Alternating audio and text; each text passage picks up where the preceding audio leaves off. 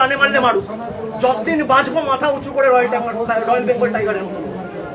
ওই যে বললাম, সব কাটতে পারবে, লড়াইয়ের মানসিকতা কাটতে পারবে। আমার নিরাপত্তার দরকার নেই। যতদিন বেঁচে থাকবো ততদিন এদের বিরুদ্ধে লড়াই করবে। এরা রুখে দেয়, এরা আটকে দেয়। এসপি কে বলা হয়েছে, আইসি কে বলা হয়েছে, তারপরেও একজন আসেনি। মুখে বললে হলো, যারা করেছে তাদের বিরুদ্ধে ব্যবস্থা নিন। রাজ্য পুলিশ প্রশাসনকে চালাচ্ছে তৃণমূল না বিজেপি? কোন রাজনৈতিক দল ক্ষমতায়? যে রাজনৈতিক দল ক্ষমতায়, সেই রাজনৈতিক দলের প্রদেশের সভাপতির নাম শরীফ ভট্টাচার্য। সেই ভারতীয় জনতা পার্টি পশ্চিমবঙ্গ সরকার পরিচালনা করছে, রাজ্যের পুলিশ পরিচালনা করছে। মুখ্যমন্ত্রী বিজেপির, পুলিশ মন্ত্রী বিজেপির। জেলা পুলিশ, রাজ্য পুলিশ কার নিয়ন্ত্রণে? সেখানে ইন্টিমেশন পাঠানোর পরেও, পুলিশকে মেসেজ করার পরেও, ফোন করার পরেও ফোন ধরেনি। হোয়াটসঅ্যাপে মেসেজ পাঠানো হয়েছে, কোনো রিপ্লাই করেনি। সকাল 11টা থেকে এখানে একটা ব্যাংকুয়েট হলে লোকজন বাইরে থেকে বহিরাগতদের নিয়ে এসে ঢুকিয়ে রাখা হয়েছিল যে অভিষেক বন্দ্যোপাধ্যায় নামবে আর আক্রমণ শুরু করবে। আপনারা তো এখানে ছিলেন আমি আসার আগে, অনেকে আপনারাই তো আমায় খবর দিচ্ছিলেন যে আপনি নামলেই এর আক্রমণ করবে। আমাদের কিছু সহকর্মীরা ছিল, তারা বুদ্ধি খাটিয়ে এক দুটো হেলমেট রেখেছিল। আমার মাথা দুটুকরো হয়ে যেত আজকে। যেভাবে এটা ইট, পাটকেল, ঢিল, আমার পোশাকের অবস্থা দেখুন। এই বিজেপির গণতন্ত্রের নমুনা। মহিলাদের চুল ধরে টানছে, জামা ছিঁড়ে দিচ্ছে। আমার সাথে আমার সহকর্মী যারা এসছে, 2-3 জন মহিলা, তাদেরকে লাথি মেরে রাস্তায় ফেলে দেওয়া হচ্ছে। বাঙালির কৃষ্টি সংস্কৃতি এটা। আমাদের দলের একজন, আমার সহকর্মী দীর্ঘদিনের, সে মারা গেছে, তার পরিবারের সাথে আমি দেখা করতে আসতে পারি না? আমি এখানে কি করতে এসেছি যে আমাকে এরকম ভাবে আটকানো হবে? এলাকার কোনো মানুষ আমায় আটকেছে? মানুষ দুধারে দাঁড়িয়ে আশীর্বাদ করছে, সৌজন্য বিনিময় করছে, হাত নাড়ছে। আর বহিরাগত বিজেপির গুন্ডারা ইট পাটকেল ছুটছে। আমি তো দেখিয়েছি আপনাকে, আমার চোখে 7 বার অস্ত্রোপচার হয়েছে। 10 বছর আগে রোড অ্যাক্সিডেন্ট হয়েছিল। ইট পাটকেল ছুড়েছে আমার ডান চোখ, বাঁ চোখ দুদিকে। চশমার অবস্থা দেখুন, জামার অবস্থা দেখুন, গেঞ্জির অবস্থা দেখুন। পেটে, মুখে, বুকে, গালে, কপালে, যেখানে পেরেছে। কেউ ঘুষি মেরেছে, ইট পাটকেল মেরেছে। বিজেপি যদি এর সাথে জড়িত না থাকে, বিজেপি ব্যবস্থা নিচ্ছে না কেন? রাজ্য পুলিশ প্রশাসন তো বিজেপি। এতক্ষণ পর পুলিশ এবং সেন্ট্রাল ফোর্স সে দেরিতে হয়েছে, টনক নড়েছে, কিন্তু পুরো ঘটনার ডিটেলস আমাদের কাছে তো রেকর্ডেড রয়েছে। তাই তো এরা এড়িয়ে যেতে পারবে না। আমি এই ঘটনাকে কেন্দ্র করে আমি হাইকোর্টেও যাব, আমি সুপ্রিম কোর্টেও যাব। যারা বাংলায় বলতো না জঙ্গল রাজ চলছে, 15 বছরে কোনোদিন বাংলায় এই ঘটনা মানুষ দেখেনি। যারা আগে বিরোধী দলের রাজনীতি করতো, 10টা করে গাড়ি নিয়ে কেন্দ্রীয় বাহিনী নিয়ে রাজনীতি করত। কেন্দ্রীয় বাহিনী নিয়ে রাজনীতি হয় না।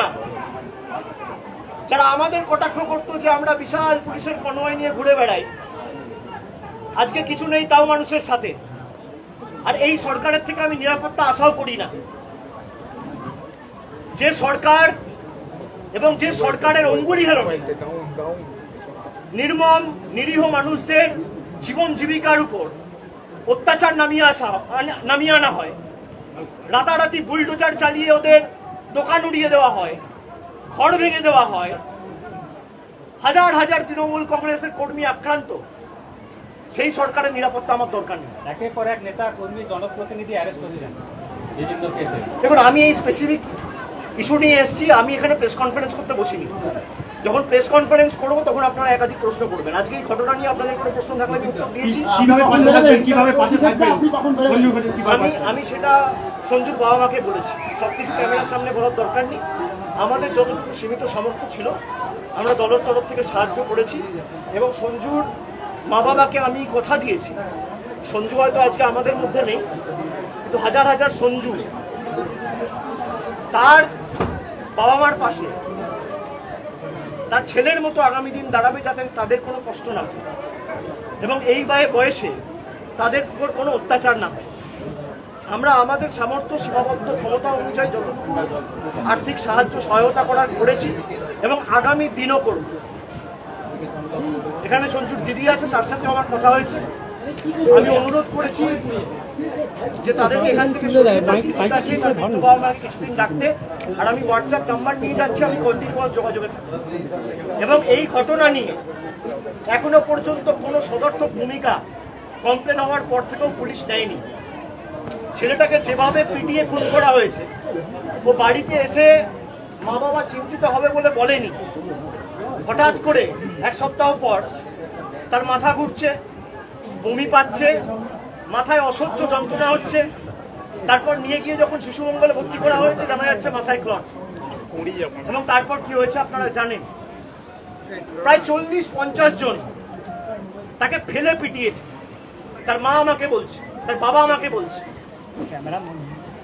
কোনো ব্যবস্থা এখনো পর্যন্ত পুলিশ নেই। এই হচ্ছে পুলিশের নিদর্শন। গত এক মাসে এই যে পুলিশের পরিবর্তন, যারা পুলিশে কাজ করছেন, আমি বলবো সংবিধানকে সামনে রেখে নিয়ম অনুযায়ী কাজ করুন।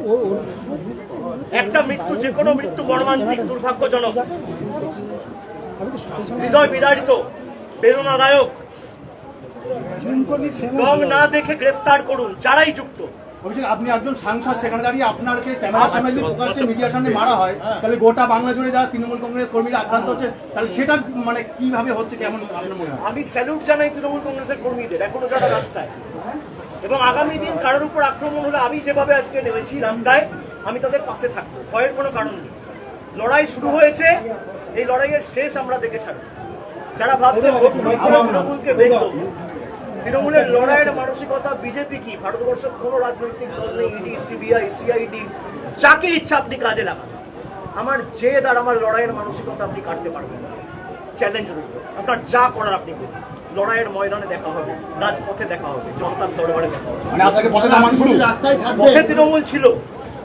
আমাদের তো মুখ্যমন্ত্রী, প্রাক্তন মুখ্যমন্ত্রী এবং দলনেত্রী মমতা বন্দ্যোপাধ্যায় নিজে আজ থেকে 15 দিন আগে হাইকোর্টে গিয়ে তৃণমূল কর্মীদের পক্ষে সওয়াল করেছে। হাইকোর্ট আদেশ দিয়েছে, অর্ডার রয়েছে, স্পষ্টত বলা হয়েছে যারা ঘর ছাড়া, বাড়ি ছাড়া, গ্রাম ছাড়া, এলাকা ছাড়া, তাদেরকে তাদের নির্দিষ্ট গন্তব্যস্থানে তৃণমূল বসে নেই। পরবর্তীকালে আমাদের যে সমস্ত কর্মীদের মিথ্যা মামলায় এমনকি বিধায়কদের ফাঁসানো হয়েছে, আমরা সেগুলো আইনত টেক আপ করেছি। কোথাও লড়াই হবে, কোথাও লড়াই হবে। আমার নিরাপত্তার দরকার, মানুষ নিরাপত্তা দেবে। আমাকে প্রাণে মারলে মারুক, যতদিন বাঁচবো মাথা উঁচু করে রয়্যাল বেঙ্গল টাইগারের মতো। ওই যে বললাম, সব কাটতে পারবে, লড়াইয়ের মানসিকতা কাটতে পারবে। আমার নিরাপত্তার দরকার নেই। যতদিন বেঁচে থাকবে ততদিন এদের বিরুদ্ধে লড়াই করবে। এরা রুখে দেয়, এরা আটকে দেয়।